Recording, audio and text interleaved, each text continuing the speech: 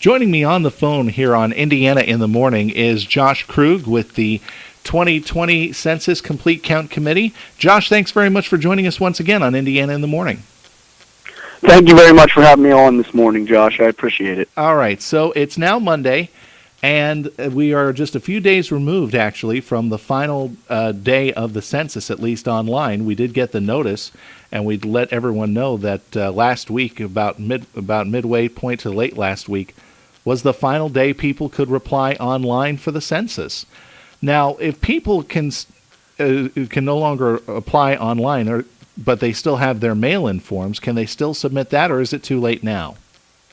Actually, I think it would have had to be postmarked by the 15th of October based on the information that I've received. So at this point in time, the data collection for the Census Bureau is complete. All right. And how did Indiana County fare so far as self-response, we'll say? Sure, yeah, because I can really only speak to the self-response at this point in time because the responses that have been collected by census takers doesn't really show up in the data at this point that's available to us. But with respect to the self-response rate, the last time, and it hasn't changed on the census website for almost a month, I'd say, but the last time in late September, we were at 65.3% self-response countywide. And as that compared, what we had been trying to do, a big milestone for us, was trying to reach the self-response rate from 2010.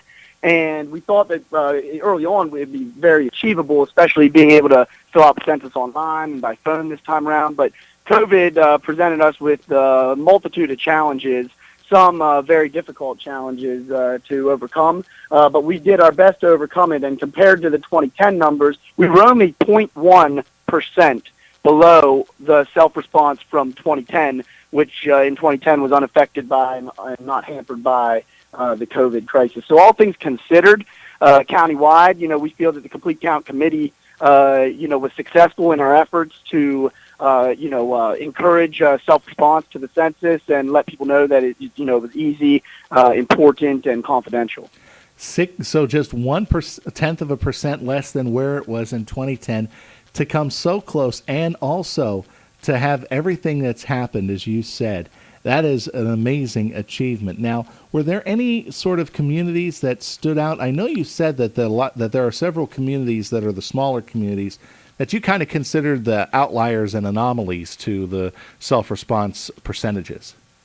Sure, I'll speak to both those anomalies, but also some of those larger communities and census tracts that, did achieve close to or better than their self-responses in 2010. So there's been some major successes and also those anomalies. Places like, important but small boroughs like Ernestboro and Armagh and some places where there's a lot of P.O. boxes. Typically in the past, their self-response rate wasn't always reflected just based on the way that they received their forms in the mail. But this time around, with the opportunity to fill it out online and by phone, I think that it changed things, and they really jumped up overall. But there are also some places down in, say, like Center Township, whose final self-response rate was 63.8% in 2010, and this time around they hit 70%. There's some other ones in the south of the county that are above 70, and we're in the 60s in 2010. Those challenges that we faced were primarily in Indiana Borough and in White Township, especially Indiana Borough in the locations and parts of the borough where the student populations tend to reside. Mm-hmm. And if you look at the data online, we were actually, with respect to that PAR, as I'm calling it, we were 14 to 15% below in some areas, and they're very populated areas of the county. So again, all things considered, I'm very appreciative of the work of the Complete Count Committee, and I do believe that our efforts did pay off, in a very valuable way. So now that census is finished, the Complete Count Committee, I imagine, will probably just kind of look back on things. Maybe they might, are you thinking maybe they might write down some things or try to pass on some tips to the next committee that'll come around maybe 10 years' time? Well, yeah, and I mean, Josh, to be frank with you, I'm hopeful that I'm still around here in 10 years' time to help, work on the census again. And I know that there are some folks, my executive director, Byron Stauffer, this was his third census that he has worked on. I presented last week a short presentation via Zoom to the folks at the Midday Rotary, and one of the folks on that call actually had participated in the census in 1990. So I really, it's interesting to get that legacy information and to learn from it. And so I certainly do plan on keeping all of the work that we had done on file and all of our methodologies and approaches to developing the Complete Count Committee, ready and available when 2030 does come. I mean, this was only the 24th time that the census, count had ever been completed. It started in 1790, but it's only every 10 years. So it's a huge deal, and we definitely do want to make sure that the folks in the future can benefit from the work that we had done. We're talking with Josh Krug of the 2020 Census Complete Count Committee, wrapping things up here. As we mentioned, the self-response period for the census ended last week, but it sounded like Indiana County made it, even though the county was dealing with COVID-19 and students going home early from IEP campus and not really getting that interaction. They still hit the area of the self-response rate by less than 0.1%, so that is a definite victory for them. So, Josh, when will the census information be released fully for Indiana County? Okay, so historically and typically and also by law, the numbers are to be provided to the president in December of the year the census is completed. Hopefully that'll happen this year. I could anticipate, and I wouldn't be surprised if it could be extended slightly. But typically, the data from the census would be available the following year, and I would expect that would still be the case this time around. At some point in 2021, we'll have those numbers. But I will say this, that we know that the college students who are and were in fact supposed to be counted in their college towns across the country, we know that's a universal issue in getting those folks counted. But the publication that we just received last week from the Census Bureau letting us know that the count was going to be brought to a halt, said that 99.9% of households in the United States had been accounted for. And that is, in fact, encouraging news. That is amazing to hear that just about 100% of the households in the United States took part in this. So I would imagine that just about, if you'll pardon the expression, just about every nose was counted. I would think so. And I mean, every person does count. Now, what we're hopeful for and still, a little concerned about is, did those people get counted once and in the right place?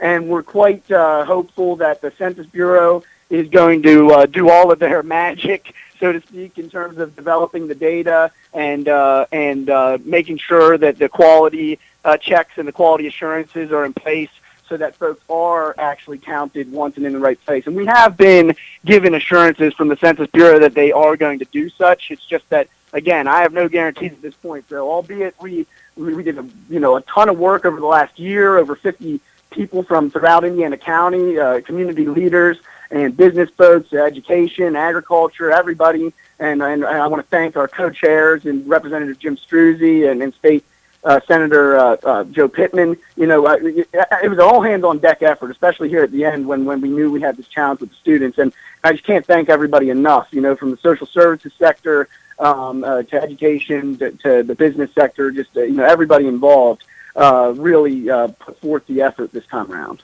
All right, and Josh, I was just going to ask you to brag about your crew, but you just did, and these people were absolute great in trying to get the message out. Plus, they were honored as well earlier in the year with the fact that they were mentioned in the, was it the regional publication?